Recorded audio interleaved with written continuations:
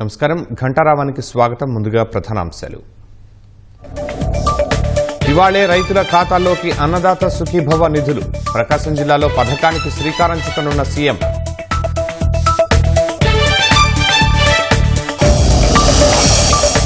మలేషియాలో మంత్రి నారాయణ పర్యటన. భవన నిర్మాణాల్లో ఉత్తమ పద్ధతులు, వరద నివారణపై అధ్యయనం.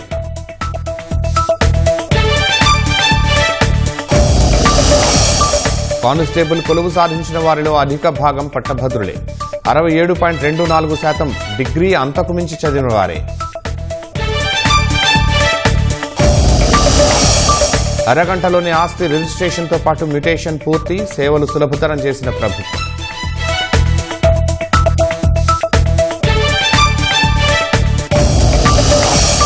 అమెరికాలోని బార్లో దుండగుడి కాల్పులు. 4 మృతి, పలువురికి గాయాలు.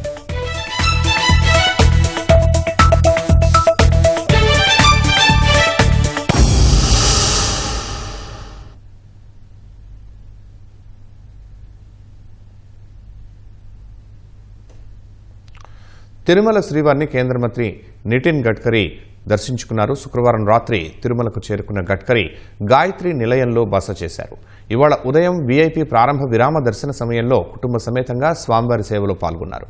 టీటీడీ అదనపు ఈవో వెంకయ్య చౌదరి కేంద్ర మంత్రి నితిన్ గడ్కరీకి స్వాగతం పలికి దర్శన ఏర్పాట్లు చేశారు. ఆలయంలోకి వెళ్లిన గడ్కరీ స్వామివారిని దర్శించుకుని మొక్కులు చెల్లించుకున్నారు. దర్శనానంతరం రంగనాయకుల మండపంలో పండితులు ఆశీర్వచనం పలుకగా అదనపు ఈవో వెంకయ్య చౌదరి నితిన్ గడ్కరీకి స్వామివారి తీర్థప్రసాదాలను అందజేశారు. రైతులు, కార్మికుల జీవితాలు సుఖ సంతోషాలతో నిండాలని స్వామివారిని ప్రార్థించినట్లు గడ్కరీ తెలిపారు. प्रार्थना की विश्व का कल्याण हो और हमारे भारत की जनता का भी आने वाले समय में कल्याण हो और विशेष रूप से जो गरीब है, गांव गरीब मजदूर किसान, उनके जीवन में खुशहाली प्राप्त हो, यही भगवान के चरणों में प्रार्थना की और यही आशीर्वाद. మంత్రి నారాయణ సింగపూర్ పర్యటన ముగించుకుని మలేషియా చేరుకున్నారు. ఇవాళ కౌలాలంపూర్లో సిఆర్డీఏ కమిషనర్ కన్నబాబుతో కలిసి పర్యటించనున్నారు. అమరావతి నిర్మాణానికి సంబంధించి మలేషియాలో ఉన్న ఉత్తమ పద్ధతులను అధ్యయనం చేయనున్నారు. కౌలాలంపూర్ అధికారులతో కలిసి వరద నివారణ చర్యలు, urban development, iconic skyscraper, Petronas twin towers, pyramid mall, convention సెంటర్లను పరిశీలించనున్నారు. మధ్యాహ్నం మలేషియా పరిపాలనా రాజధాని పుత్రజయ నిర్మాణంపై అధ్యయనం చేయనున్నారు. పుత్రజయలో ప్రభుత్వ పాలన భవనాల నిర్మాణాలు, పౌలిక వసతులు, టెక్నాలజీ పార్కులను మంత్రి నారాయణ పరిశీలించనున్నారు.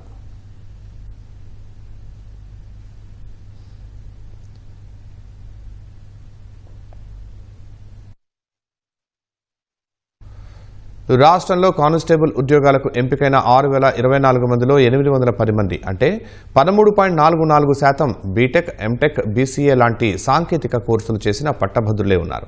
కానిస్టేబుల్ పోస్టులకు కనీస విద్యార్హత ఇంటర్మీడియట్ కాగా ఎంపికైన మొత్తం అభ్యర్థుల్లో 4,051 మంది డిగ్రీ అంతకు మించి చదివిన వారే ఉన్నారు.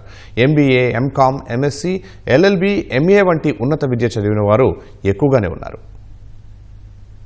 కానిస్టేబుల్ నియామక ఫలితాల్ని హోంమంత్రి వంగలపూడి అనిత మంగళగిరి పోలీసు ప్రధాన కార్యాలయంలో డీజీపీ హరీష్ కుమార్ గుప్తా, పోలీసు నియామక మండలి చైర్మన్ రాజీవ్ కుమార్ మీనాతో కలిసి విడుదల చేశారు. 6,001 పోస్టులకు గాను 6,024 భర్తీ అయ్యాయి. బీసీసీ, బీసీఈ కేటగిరీల్లో అర్హులైన అభ్యర్థులు రాకపోవడంతో 76 పోస్టులు భర్తీ కాలేదు. మొత్తంగా 4,59,182 మంది కానిస్టేబుల్ ప్రాథమిక రాత పరీక్ష రాశారు. సగటున ఒక్కో పోస్టుకు 75 మంది పోటీ పడ్డారు. తుది ఫలితాల్లో ఎక్కువగా పట్టభద్రులే కొలువులు పొందారు. BTech, BCA, MTech, MSc, MBA, MCom, LLB, MA, BSc, BCom, BA చేసిన వారే అగ్రభాగం పోస్టులు సాధించారు. డిప్లొమా, ఇంటర్మీడియట్, 10వ తరగతి విద్యార్హతతో కొలువు సాధించిన వారు స్వల్ప సంఖ్యలోనే ఉన్నారు. కానిస్టేబుల్ పోస్టుల భర్తీ కోసం 2022 నవంబర్లో అప్పటి వైసీపీ ప్రభుత్వం నోటిఫికేషన్ విడుదల చేసింది. ప్రాథమిక రాత పరీక్ష నిర్వహించి ఎంపిక ప్రక్రియను సగంలో నిలిపేసింది. అభ్యర్థులు ఎన్నిసార్లు విన్నవించుకున్నా పట్టించుకోలేదు. కూటమి అధికారంలోకి రాగానే న్యాయపరమైన చిక్కులనన్నింటినీ అధిగమించి దేహదారుఢ్య, శారీరక సామర్థ్య పరీక్షలు, తుదిరాత పరీక్ష నిర్వహించింది. ఇప్పుడు ఫలితాలు విడుదల చేసింది.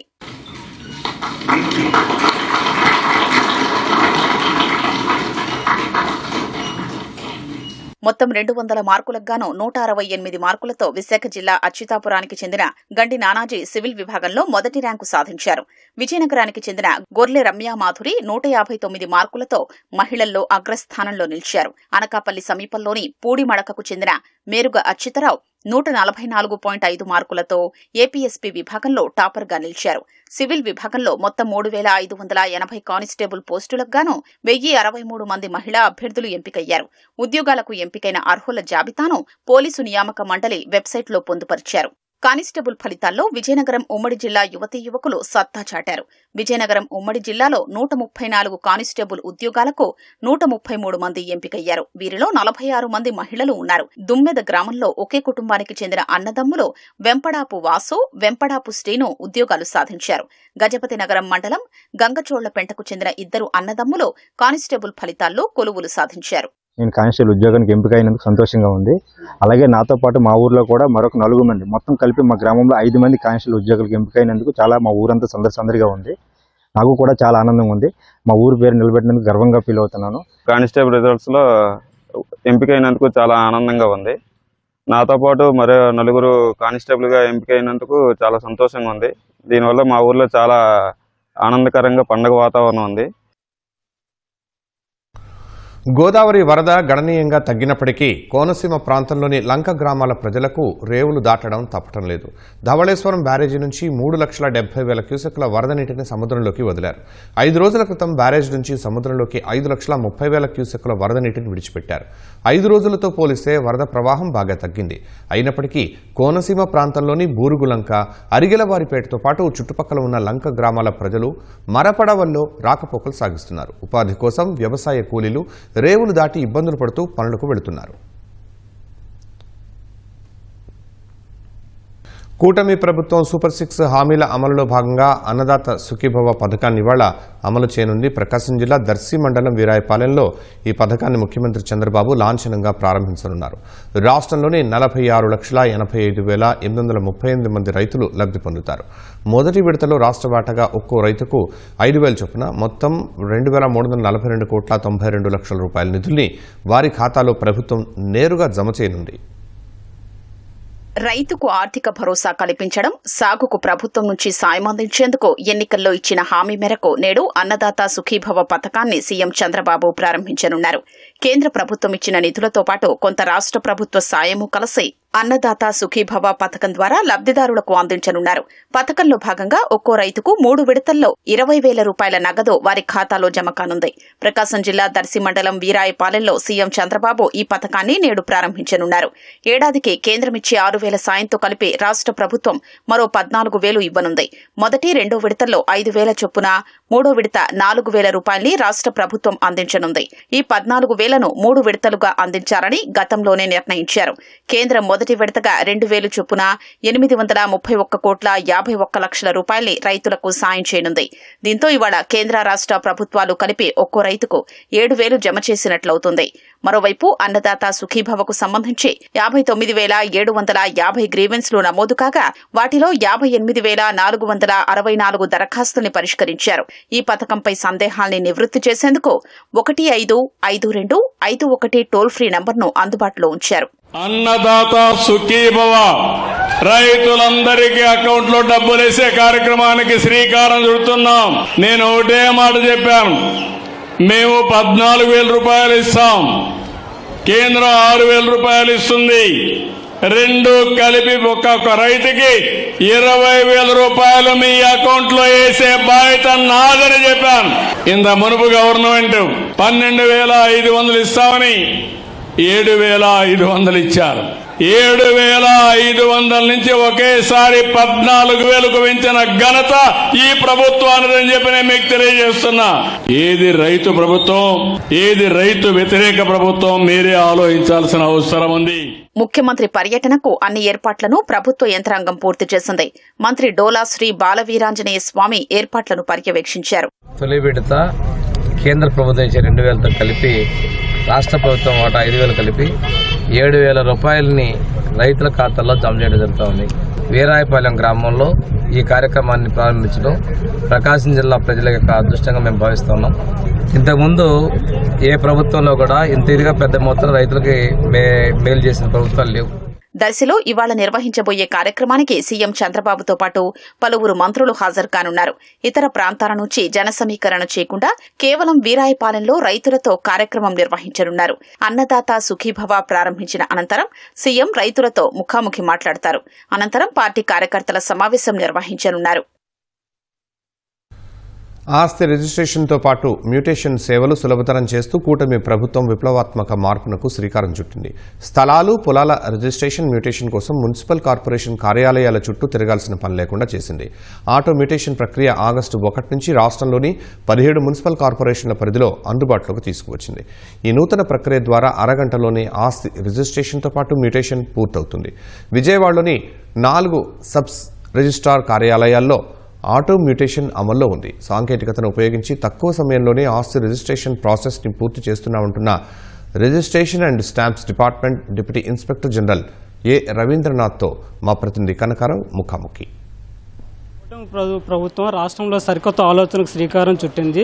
రిజిస్ట్రేషన్ మ్యూటేషన్ ప్రక్రియ ఆటోమేటిక్గా జరిగేటట్లుగా నిబంధనలు సడలించింది. దీంతో భూమి కొనుగోలు చేసే వాళ్ళకి, అమ్మకందారులకి ఎంతో మేలు జరగనుంది.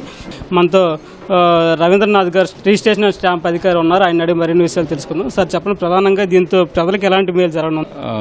అంటే ప్రతి కుటుంబము ఒక ప్రాపర్టీ ఉండాలనుకుంటారు. ప్రాపర్టీ ఉండాలనుకుని ఒక డాక్యుమెంటే మనకి ఆ డాక్యుమెంట్ రిజిస్టర్ అయితేనే అదే మన ప్రాపర్టీ అనుకుంటారు. ఒక డాక్యుమెంట్ రిజిస్టర్ అయిన వెంటనే అది ప్రాపర్టీ కాకుండా ఆ డాక్యుమెంట్ని ఒకవేళ రూరల్ ప్రాపర్టీ అంటే అగ్రికల్చర్ ప్రాపర్టీ అయితే మన రెవెన్యూ రికార్డ్స్లో మనకు పాస్బుక్ వచ్చే విధంగా మ్యూటేషన్ చేయించుకోవాలి, అంటే బదిలీ చేయించుకోవాలి. మన పేరుని రెవెన్యూ రికార్డ్స్లో బదిలీ చేయించుకుంటే అది యాక్చువల్గా బదిలీ ప్రక్రియ మన పేరుతోటి మనము పన్నులు కట్టడము, మన పేరుతోటి ఏదైనా మన పేరుతో ఉంటేనే మనకు లోన్స్ రావడము, వ్యవసాయం చేసుకోవడము ఇవన్నీ ఈజీగా ఉంటుంది. సో బదిలీ చేయించడం వలన మన రికార్డ్స్లో ఉంటే వాటర్ ట్యాక్స్, తర్వాత మన ప్రాపర్టీ ట్యాక్స్, తర్వాత మన పేరుతో ఉంటే ఎప్పటికైనా సరే అసెస్మెంట్ నెంబరు మనకు అది ఒక టైటిల్ డీడ్గా పనికొస్తుంది. అంటే భూ యాజమాన్యపు హక్కును కల్పిస్తుంది. సో భూ యాజమాన్యపు హక్కును కల్పించడం అనేది మ్యూటేషన్ ప్రక్రియ. ఆ ప్రక్రియని చాలా సులువుగా చేసేదానికి ఇప్పుడు గవర్నమెంట్ శ్రీకారం చుట్టింది. ఈజ్ ఆఫ్ డూయింగ్ బిజినెస్ అని అనుకున్నాం ఒకప్పుడు, కానీ మన ముఖ్యమంత్రి గారు no it is not ease of doing business, it is speed of doing business also. మీరు ఎంత త్వరగా మన ప్రక్రియని త్వరగా చేస్తే, వాళ్ళ టైంని ఆదా చేస్తే వాళ్ళు ఇంకో పనులు చూసుకోవచ్చు. అందుకనే ఆఫీసులలో డ్వెల్లింగ్ టైం అంటాం, అంటే ఆఫీసులో వేచి ఉండే టైంని మనము తగ్గిస్తే వాళ్ళ టైము మంచి పనులకు ఉపయోగపడుతుంది. ప్రధానంగా ఇప్పుడు ఈ రిజిస్ట్రేషన్ ప్రక్రియకి సంబంధించి సార్, ఈ రిజిస్ట్రేషన్ ప్రక్రియ, ఈ ఆటో మ్యూటేషన్ ఈ ప్రక్రియ, ఈ రెండు కలిపి ఎంతసేపు జరుగుతుంది సార్ ఒక వ్యక్తికి? రిజిస్ట్రేషన్ ప్రక్రియ జరిగిన వెంటనే మ్యూటేషన్ జరుగుతుంది. ఇంకా దాంట్లో డిలే అనేది లేదు. ఇప్పుడే చూసాము మనము ఒక రిజిస్ట్రేషన్ లైవ్గా చూసాము. ఆ రిజిస్ట్రేషన్ ప్రక్రియ ఇక్కడ 30 మినిట్స్లో అయిపోయింది. 30 మినిట్స్లో అవడమే కాకుండా వాళ్ళకి మ్యూటేషన్ సర్టిఫికేట్ ఆటోమేటిక్గా వచ్చింది. ప్లస్ లైవ్గా మనమే చూసాము, మున్సిపల్ డేటాబేస్లో కూడా వాళ్ళ పేరు మార్పు చెందింది. అంటే అంతవరకు అన్ని నిమిషాల వరకు అమ్మిన అతని పేరుతోటి ఉన్నింది, వెంటనే వితిన్ సెకండ్స్లోనే అమ్మిన వాళ్ళ పేరు, కొన్న వాళ్ళ పేరు మ్యూటేషన్ అయింది. సో మ్యూటేషన్ ప్రక్రియ, రిజిస్ట్రేషన్ ప్రక్రియ రెండు వేరువేరుగా కలిపి చేస్తున్నందువలన మనకు అక్కడ మున్సిపల్ అథారిటీస్ దగ్గరికి వెళ్ళే టైం ఆదా అవుతుంది. ప్రతి ప్రాసెస్కి అంటే ఐడెంటిఫైయింగ్ చేయాలి ఫస్ట్ ఆఫీస్కి వస్తేనే, తర్వాత ఈ సైన్ చేయాలి, తర్వాత స్కానింగ్ చేయాలి, స్కానింగ్ చేసిన వెంటనే డిజిటల్ సైన్ చేసి అప్లోడ్ చేయాలి. ఈ ప్రతి ప్రక్రియకి టైం స్టాంప్ పెట్టారు. సో ఆ టైం స్టాంప్ వలన మనకు 30 మినిట్స్లో వెంటనే జరుగుతుంది. ప్రతి ఒక్క ప్రక్రియకి టైం స్టాంప్ పెడితే, ఎస్ఎల్ఏ పెడితే, సర్వీస్ లెవెల్ అగ్రిమెంట్స్ పెడితే ఆటోమేటిక్గా ఉద్యోగస్తులు కూడా కొంచెం స్పీడ్ అందుకుంటారు. సో ఇక్కడ ఇంపర్సనేషను, దొంగ రిజిస్ట్రేషన్ అనేది జరగడానికి చాలా తక్కువ ఆస్కారం ఉంటుంది. ఎందుకంటే మనం రిజిస్ట్రేషన్ ముందే, అంటే డేటా ఎంట్రీ చేసేటప్పుడే అతని పేరుతో ఉందా లేదా భూమి, అతని పేరుతో ఉందా లేదా అని చూస్తాం. చూసిన తర్వాత అతనికి ఎన్ని ట్యాక్స్లు ఉన్నాయి, ఏ ట్యాక్స్ డ్యూస్ ఉన్నాయి, ఆ ట్యాక్స్ డ్యూస్ కూడా కట్టిన వెంటనే ప్రక్రియ సబ్మిట్ అవుతుంది. కాబట్టి సో ట్యాక్స్ పరంగా win win situation, citizen and government win win situation అనేది వచ్చేసింది. ఈ ప్రక్రియ మీ పరిధిలో ఉన్న ఉమ్మడి కృష్ణా జిల్లాలో ఎలా సాగుతుందంటారు? ఈ ప్రక్రియ మొట్టమొదట్లో ఇక్కడ పైలట్ ప్రాజెక్ట్ పెట్టారు కాబట్టి మాకు కొద్దిగా 2 months టైం ఉంది కాబట్టి ఈ ప్రక్రియ ఇప్పుడు బాగానే సాగుతుంది. దీంట్లో ఉన్న లోటుపాట్లు తెలుసుకొని మిగతా 17 కార్పొరేషన్స్, 17 కార్పొరేషన్స్లో మున్సిపల్ కార్పొరేషన్స్లో ఈరోజు ప్రవేశపెట్టాం కాబట్టి అన్ని 122 మున్సిపాలిటీస్లో మనం ప్రవేశపెట్టలేదు, అర్బన్ ల్యాండ్ లోకల్ బాడీస్లో ప్రవేశపెట్టలేదు, ఓన్లీ 17 పెట్టాము. ఎందుకంటే ఈ 17లో మళ్ళీ ప్రక్రియ ఎలా ఉంటుందో చూసిన తర్వాత స్టెప్ బై స్టెప్ ప్రాసెస్ వెళ్తే, ఎందుకంటే పేరు మార్పిడి కదా, పేరు మార్పిడి అంటే చాలా చెక్స్ అండ్ బ్యాలెన్సెస్ ఉంటాయి. అవన్నీ ఏమన్నా ప్రాబ్లమ్స్ వస్తున్నాయా, ఎనీ టెక్నికల్ ప్రాబ్లం ఉందా అంటే ఒక్కొక్క కార్పొరేషన్లో ఒక్కొక్క ప్రాబ్లం ఉంటుంది. కొన్ని ప్రాబ్లమ్స్, ఆ ప్రాబ్లమ్స్ అన్నీ సాల్వ్ అవుతున్నాయా లేదా చూసి ముందుకెళ్ళడానికి మేము ఒక 17 కార్పొరేషన్ స్టార్ట్ చేసాము. తర్వాత 122 ELBSలో కూడా మా ప్రక్రియని రోల్అవుట్ చేస్తాం. కూటమి ప్రభుత్వం తీసుకున్న ఈ ఆటోమేటేషన్ ప్రక్రియ భూమి కొనుగోలుదారులకు కానీ అమ్మకారుదారులకు కానీ ఎంతో ఉపయోగపడుతుందని చెబుతున్నారు. కెమెరామెన్ సైదాతో కనకారావు, ఈటీవీ న్యూస్, విజయవాడ. బనకచెర్లపై బీఆర్ఎస్ నేత హరీష్ రావు చేసిన వ్యాఖ్యలను ఉపసంహరించుకోవాలని తెలుగుదేశం ఎమ్మెల్యేలు సోమిరెడ్డి చంద్రమోహన్ రెడ్డి, కాల్వ శ్రీనివాసులు డిమాండ్ చేశారు. లేనిపోని ఆరోపణలు చేయటం తగదన్నారు. 2 రాష్ట్రాల శ్రేయస్సే చంద్రబాబు లక్ష్యమని నేతలు స్పష్టం చేశారు. సముద్రంలోకి పోయే నీళ్లతో మేము కట్టుకుంటామంటున్నాం, నీకు వచ్చిన నష్టం ఏంటి అంట? సముద్రంలోకైనా పోనిస్తాం కానీ ఒక్క చుక్క కూడా బనకచెర్ల ద్వారా ఆంధ్ర వాడుకోకూడదు. హరీష్ రావు గారు మాట్లాడిన మాట ఏంటంటే, ఒక్క చుక్క కూడా ఆంధ్ర వాళ్ళు వాడుకుంటే ఒప్పుకోము గోదావరి నీళ్లు. ఎట్టొస్తాయి ఆ మాటలు? మన అందరం అన్నదమ్ముళ్ళన్నా మర్చిపోతే ఎట్ట? లోకేష్ బాబు ఏం తప్పు మాట్లాడినాడు? హరీష్ రావు గారు మాట్లాడే తీరు చూస్తే మమ్మల్ని ఎందుకు అంత ద్వేషిస్తున్నారు అని అడుగుతుండా. నువ్వు పాకిస్తాన్ వాళ్ళ మాదిరిగా చూస్తే ఎట్ట మమ్మల్ని? మీరు బాగుండాలని మేము కోరుకుంటున్నాం. ముఖ్యమంత్రి గారు ఒకటే మాట చెప్పారు, ఆ పైన కట్టుకుంటే మాకు అభ్యంతరం, మనం చెప్పాల్సిన అవసరం లేదన్నారు. కాళేశ్వరం తీసుకున్నారు, మీరేదో పర్మిషన్స్ తీసుకున్నామన్నారు, ఓకే సంతోషం. కానీ సెంట్రల్ గవర్నమెంట్ క్లియర్ గా జీవో ఇవ్వలేదు, అది మాకు కూడా తెలుసు. ఇచ్చారంటున్నారు మీరు, ఓకే మీరు కాళేశ్వరం పూర్తి చేసుకోండి, అదేదో బ్రేక్ ఇచ్చి ఆగిపోయింది, దాన్ని ఎట్లో రెక్టిఫై చేసుకోండి, వాడుకోండి. మా అన్నదమ్ముళ్ళు మీరు, అక్క చెల్లెళ్ళు మీరు, ఎందుకు మా మీద అంత బాధ ఎందుకు? దయచేసి మమ్మల్ని ద్వేషించబాకండి. బీఆర్ఎస్ నాయకుడు హరీష్ రావు, మాజీ మంత్రి, ఇష్టం వచ్చినట్లు మాట్లాడుతూ ఉన్నాడు. రేవంత్ రెడ్డి గారితో కలిసి ఏదో లోపాయికారిగా మాట్లాడుకుంటున్నారని చెప్పడం అనేది హరీష్ రావు తన స్థాయిని దిగజార్చుకోవడం తప్ప మరొకటి కాదు. తెలంగాణ సమాజం కూడా ఇట్లాంటి చౌకబారు విమర్శల్ని అంగీకరించదు. ఈరోజు హరీష్ రావు మా యువ నాయకుడు నారా లోకేష్ బాబు గారి పైన చేసిన వ్యాఖ్యలను తీవ్రంగా ఖండిస్తా ఉన్నాం. టీఆర్ఎస్ కు బీఆర్ఎస్ కు సృష్టికర్త కేసీఆర్ చంద్రబాబు నాయుడు గారి శిష్యుడు కాదా? దుర్భిక్ష ప్రాంతమైన రాయలసీమను సస్యశ్యామలం చేయడానికి చంద్రబాబు నాయుడు గారు తపన పడతా ఉంటే మీకెందుకు కడుపు మంట అని నేను అడుగుతా ఉన్నా. గుంటూరులో రోడ్లపై పుట్టినరోజు వేడుకలు నిర్వహించి ప్రజలకు ఇబ్బంది కలిగించిన వైసీపీ కార్యకర్తలపై పోలీసులు కేసు నమోదు చేశారు.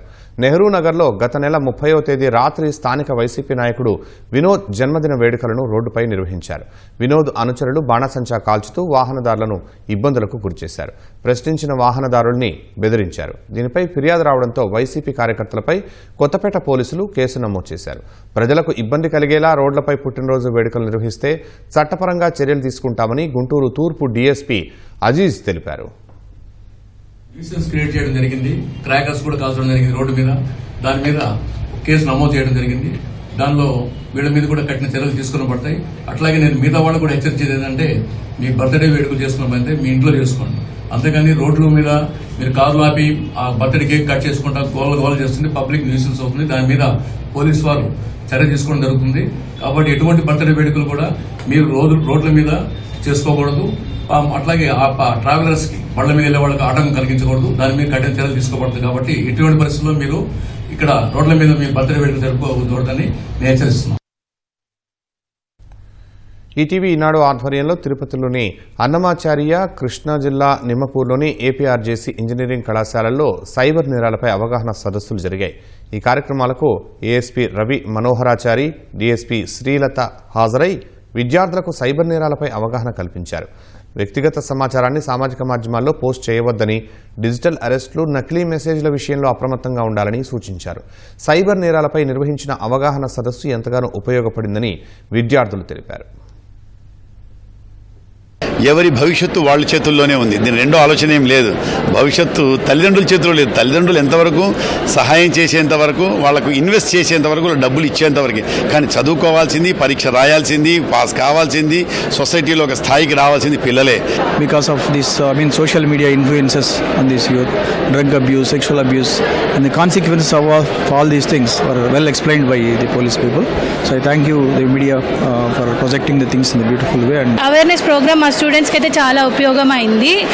దీనివల్ల మాకు ఎలాంటి నేరాలు జరుగుతున్నాయో తెలుస్తుంది అండ్ మేము వాటిని స్టాప్ చేసి మా పేరెంట్స్ కూడా గైడ్ చేస్తాము. ఆన్లైన్ పరంగా స్మార్ట్ ఫోన్ గురించి ఎలా వ్యవహరించాలి, ఇంటర్నెట్ మనకి ఎంత కావాలంటే అంతే మనం యూస్ చేసుకోవాలి. తెలియని లింకులు మరియు అనవసరమైన బెట్టింగ్ యాప్స్ మీద మనం ఇన్వెస్ట్ పెట్టకూడదు. ఫేక్ కాల్స్ అది భయపడకూడదు. అక్కడ సార్ మేడం వచ్చి బాగా అర్థమయ్యేలా చెప్పారు. ఈటీవీ ఆధ్వర్యంలో జరిగిన ఈ ప్రోగ్రాం మాకెంతో ఉపయోగకరమైంది. అన్నదాత సుఖీభవ పథకం ప్రారంభోత్సవానికి సర్వం సిద్ధమైంది. ప్రకాశం జిల్లా దర్శి మండలం తూర్పు వీరాయపాలెంలో అధికారులు ఇందుకోసం ఏర్పాట్లు చేశారు. రైతు సంబంధిత కార్యక్రమం కావడంతో వేదికను వినూత్నంగా సిద్ధం చేశారు. సీఎం, మంత్రులు, ఇతర అధికారులు, సభకు హాజరయ్యే రైతులు మంచాలపై కూర్చునేలా ఏర్పాట్లు చేశారు. మంచాలను భద్రతా సిబ్బంది క్షుణ్ణంగా తనిఖీ చేశారు. ఇప్పటికే కొంతమంది రైతులు అక్కడికి చేరుకున్నారు. అన్నదాత సుఖీభవ పథకం కింద కేంద్ర ప్రభుత్వ సాయంతో కలిసి ఒక్కో రైతుకు ఏటా 20,000 రూపాయలు ఇస్తామని గత ఎన్నికల్లో హామీ ఇచ్చారు. ఆ మేరకు తొలి విడత నిధులను ఇవాళ రైతుల ఖాతాల్లో జమ చేయనున్నారు.